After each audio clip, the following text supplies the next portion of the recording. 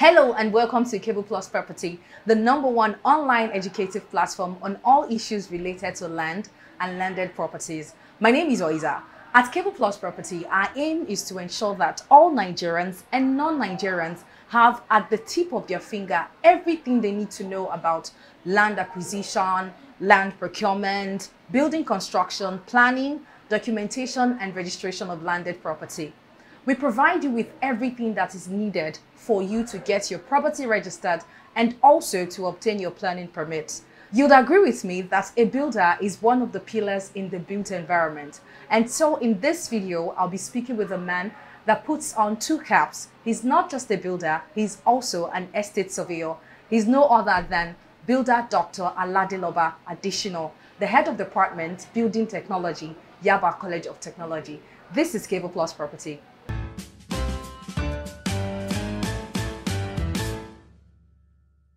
Although you've mentioned this before when I asked the question about how important a builder is, but I would love you to reiterate this time, particularly about the professionals. So can you explain to the audience the role of a builder, a town planner, a structural engineer, an architect, an estate surveyor, a land surveyor, and a quantity surveyor in a building construction? It means you are giving me a carryover in a paper that I've already passed. But I won't mind, because you see, I've said all that while I was ruling the names out, but let me start again. The geoinformatics, the land surveyor, what they do is that they look at the size of your land that you buy. It can be a whole community like Yaba Tech. They look at it and give you the size, the coverage of that land. And what do they do? They will give you, there are certain features there that they will make sure that they point out to you. There might be land, there might be a hill there, there might be water mass and all that. All those will be brought out. And of course, after that, it gives you the urban and regional planner comes in and takes that paper and begin to delineate them. Begins to, there is something they call zoning in planning. There are areas for schools, there are areas for hospitals, there are areas for police stations, areas for markets, areas, the road links, and all that. So they do all that, okay? That's the urban and regional planner. And of course, the next person is the architect who takes those survey and begin to pick the houses, whether residential or commercial, begin to tell you how many rooms they are there, based on the briefs by the client anyway, how many rooms, how many sitting room, bedroom, kitchen, the toilets, and so on and so forth. It does that. But it's not complete, especially if it's a story building. The structural engineer is brought in, the mechanical engineer is brought in, and the electrical engineer is brought in, which I consider the three of them with regard to them as one. On the same design of the architect. Of course, the architect is the one who conceptualized the project and all that. And so those three people comes in to perfect and complete the work of the architect, because without the structural design, the architectural design cannot fly. Okay? It does all that. What the structural engineer does is that it designs the skeleton, where the columns and how many reinforcements will be in the column, the slab, where we are standing on is called the slab. The elevated floor is called slab. The slab, of course, when you have concrete mass up, it cannot stand, especially if there is no reinforcement, it will come down under its own self-weight. Okay? And the reason for that is that you are making me to go technically. Let me go a bit technical for understanding. Now, reinforcement is very good in tension, but very weak in compression. Why concrete is very good in compression, but very weak in tension. So the two of them come together and complement the other. Are you getting me? And that's why you can see your slab standing. If there's no reinforcement there, it will form down under its own self-weight. And so the structural engineer designs the reinforcement details for it. I've told you about column, which you call pillar, and I've told you about beam.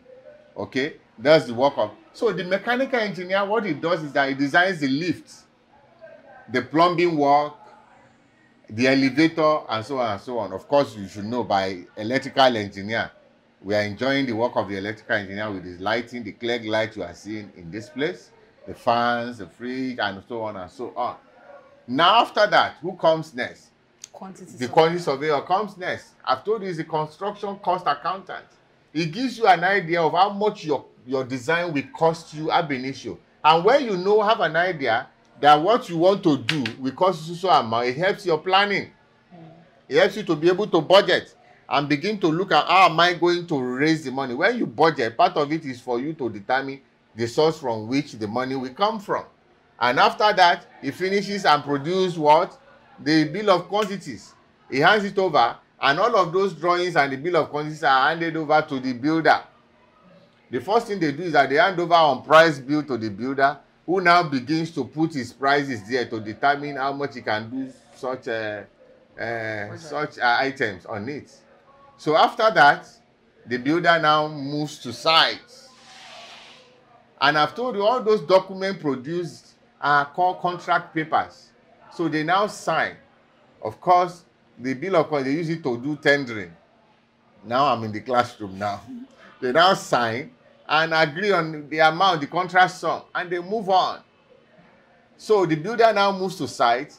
Is the one that goes to the site. It does the site clearance, okay, and does all the pegging and all that, of course, with the architect coming to inspect, because it's the architect that conceptualizes the design. So he knows, he has a mental picture of what he wants. So if there's any area that is not conforming with his mental picture, he corrects and say, no, this is a design. Are you getting me? It goes there. So the builder does all that. From time to time, all of them consultant comes in the project to see if the project is going according to how it has been planned. Okay? And who do they see there? They see the builder, who is the one in charge of the site. Are you getting me? They look at it and say, okay, okay, this and all that. So along the line, I've told you that the builder too is trained to be able to see if there is an error on or two. So he will now bring it to he cannot change anything on his own because it's not his design. The builder is not a designer. I am not a designer. Are you getting me? It is the architect and the engineers that are designers. So he will now call the architect. Most of the time, architect is the chief, most of the time chief consultant, because it's the one that invites all the other engineers to come and flesh up his work. So you tell the architects that this is this and all that. Okay? And sometimes the architect also come and changes design along the line. That's what we call variation. And of course, the builder enjoys that. When you vary the work, the builder will give you his bill and all that. Do you understand? So it's beautiful. Then the next set of people, you now have who? The estate surveyor. The estate surveyor now comes in. After the work is done, he now looks for how much value can this property command for the owner. The one that concerns the estate surveyor mostly is value. That's why they are estate surveyors and valuer. Don't forget, I'm also I'm a registered surveyor and valuer. So he looks at the value and advises you, this property will cost so much in letting out, or if you want to sell, he does the valuation and values it and advises you on how much it will cost in a particular area, because there's something we call going price. There are every property in the location. The price in Yanopaja or Ikorodu, you can't compare it to that of Lekki. You know, Lekki are prime property areas. So it's just like as good as that. And when the building you have on your land, when the price of the land is more than the building you have on the land, the estate surveyor will advise you and say you need to renew your building. You bring it up to that level, and that is it. So are you trained to handle trowel and mortar? Now, we are not trained to do that, and we don't even have to do that as builders. You see, building does not start and end with shovel and trowel. Are you getting me? With all what I've told you about builders here, I'm sure you will know that that question should not even come up in the first place. You know why? Because it goes beyond that. The builder manages all the resources in the built environment, which I have read out to you. Okay? So it goes beyond trowel and shovel. That's an unskilled work. You call a laborer will dig, carry, even you can dig. But the work of the mason, that's the bricklayer, the mason, is skilled work.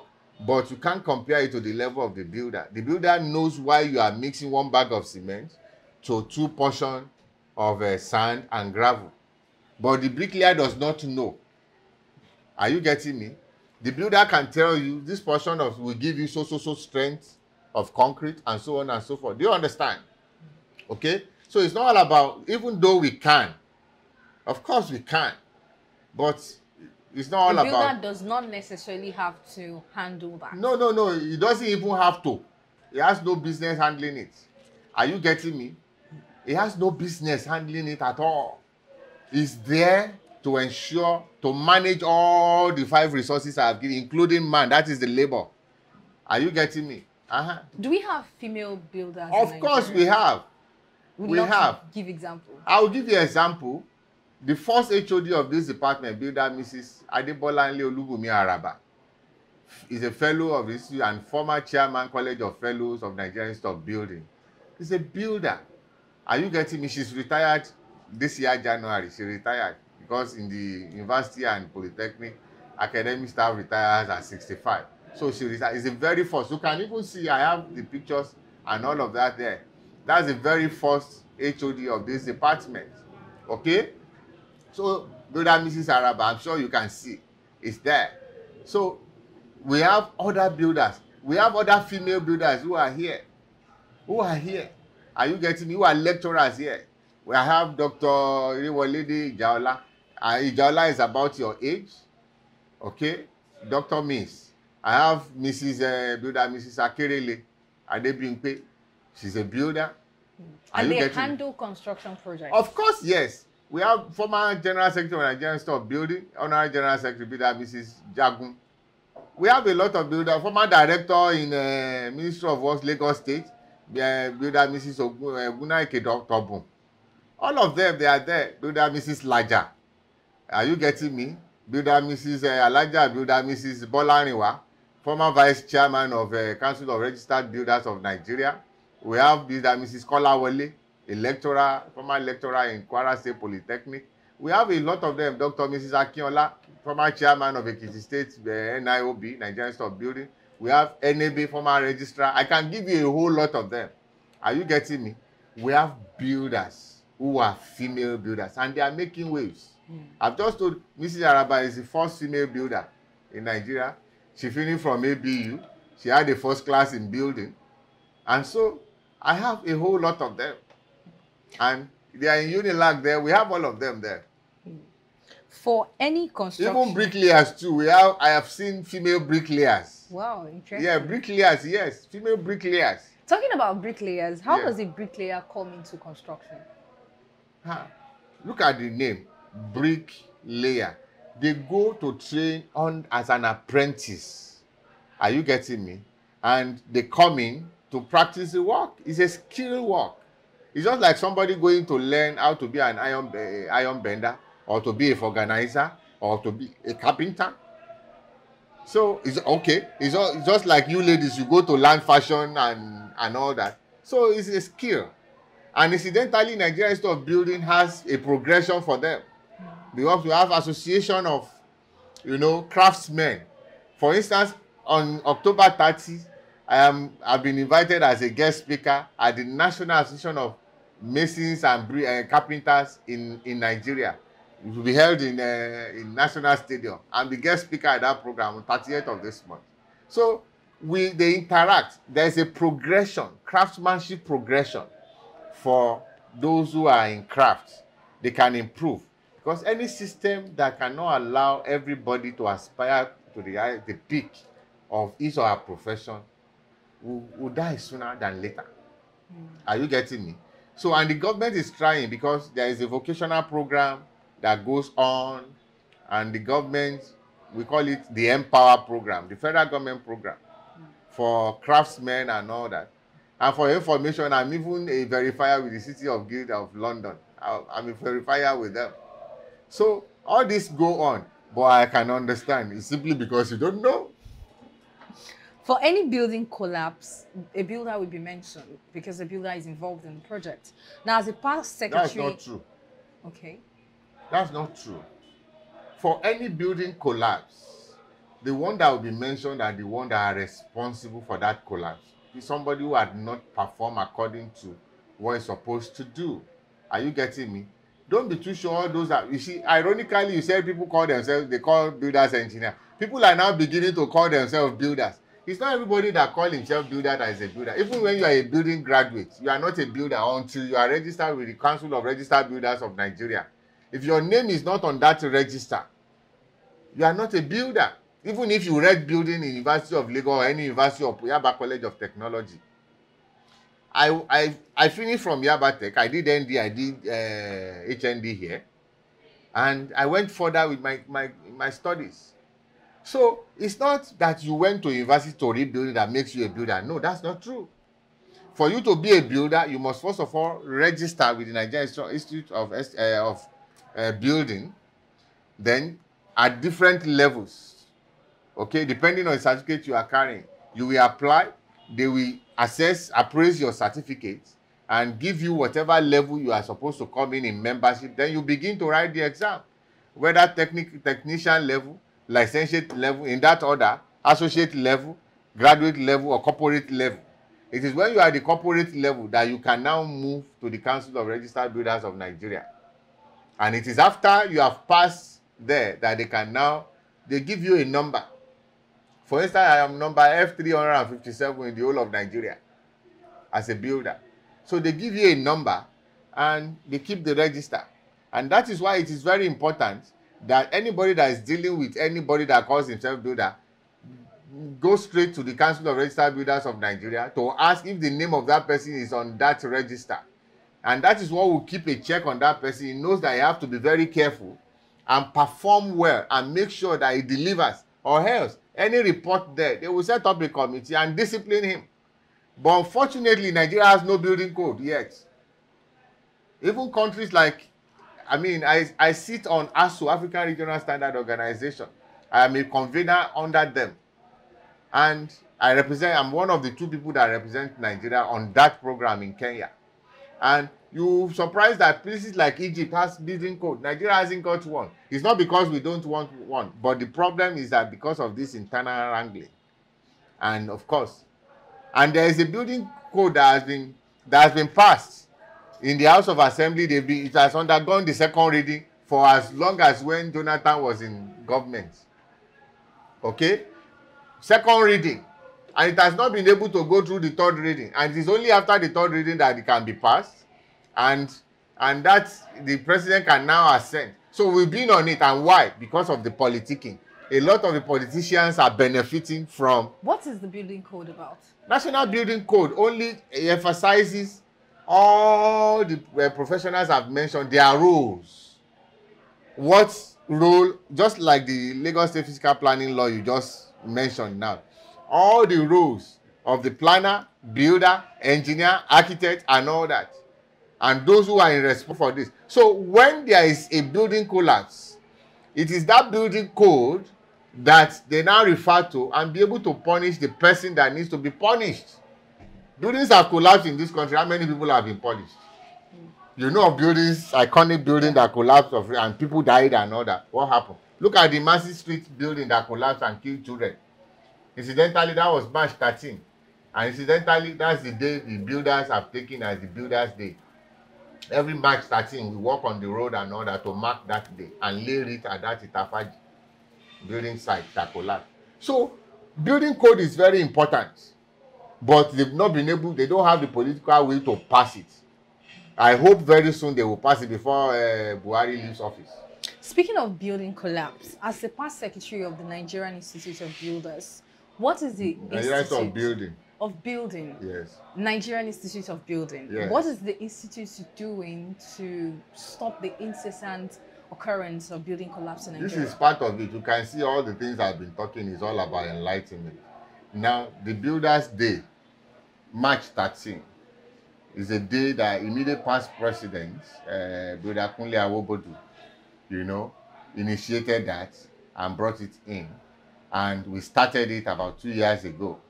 The one for this year, we had it in March, the Builders Day, to enlighten the people why you must give your job to builder, to a professional builder, a registered builder, not just somebody that comes and say, I am a bricklayer or I am a builder. No. Okay? And the Nigerian Institute of Building is doing a lot. We have the craftsmanship cadre in progression under Nigerian Institute of Building. The craftsmanship, where all the bricklayers, all the craftsmen under construction comes in, and they can begin to improve themselves, even to get to be a member of the Nigerian Institute of Building at that cadre, that area, apart from the academic area, so that they can also progress. Are you getting me? So a lot is being done. We just change of baton now. Kunle Awobodi just left as the president, and now we have Professor Izam, who incidentally is the Vice Chancellor of Plateau State University. Of course, the chairman of Cobon is Professor Kabir Bala, who is the Vice Chancellor of Ahmadu Bello University. So you can see the builders are all over the places, and they are making all efforts. It's only that Nigerian populace, we are so fixative on our way of life that we don't want to change. Because people believe that it's cheaper. But at the end of the day, it's more expensive when you don't use professional builders to do your work. Because if your building collapses, you've lost everything. If you don't lose your life with it. Would like you to say something about this Cable Plus property endeavor. Of course, you are doing a fantastic job. You know, if it's not worth it, I will not be here. I've had a lot. I've seen a couple of your programs, and that was why I knew that you knew something about setback and airspace, because I listened to one of them. It's a fantastic work. I'm also a media person, and so I know I know the efforts the producer and of course yourself is putting in. You know, if you have a person like me, you're interviewing a person like me, I'm sure you must have seen how tough it could be to interview a person like me. It's part of the efforts. So it's a fantastic work that you are doing, and I encourage something. But let me tell you, the proof of any desire is pursuit. And so you desire it and you come after it, of course you will achieve it. So I want to encourage you. In a climb like this, it's not always easy. But let me tell you, nothing good comes easy. And that's what I would just want you to just know.